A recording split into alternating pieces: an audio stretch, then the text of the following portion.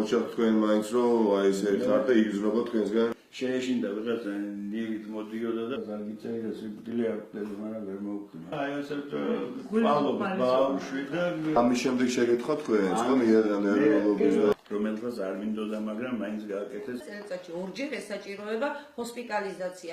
ეხლა რა მოხდა ვერ დავდივარ თორე ვიცოდი ჩვენ რომ დიდახა არ დაგვიფინანსებდნენ. რა გეკითხა თავიდან შეადგინეს. მე და ჩემი მეუღლე ვართ ორივე პირველი ჯგუფის ინვალიდები.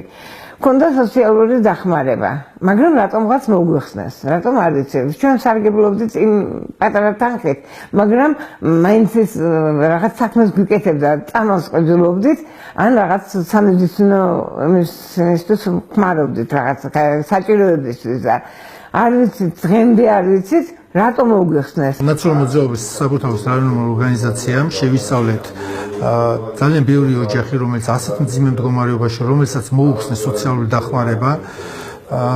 დღეს ოჯახი, რომელშიც დღეს უმყოფებით არის ნათელი მაგალითი იმისა, თუ როგორი დანაშაულებრივი დამოკიდებულება აქვს დღევანდელ მთავრობას საკუთარი მოსახლეობის მიმართ. ორივე არის შეზღუდული შესაძლებლობების მქონე, ორივეს აქვს ფეხი ამპუტირებული. შაქრიანი დიაბეტით დაავადებულნი არიან ორივენი. გადატანილი აქვთ 4ჯერ ინფარქტი და აი ასეთ ოჯახს, ასეთ ოჯახის წევრებს მოუხსნეს სოციალური დახმარება 125 ლარის ოდენობით. ეს 125 ლარი უბრალოდ ხომ არსებობისთვის იყო საჭირო ამ ადამიანებისთვის, რომ მედიკამენტი შეეძინათ. გარდა ამისა, ვეღარ სარგებლობენ სადაზღვეო პაკეტით, გაუმჯობესებული სადაზღვეო პაკეტით და პრაქტიკულად მართლაც გაიწირა ეს ოჯახი.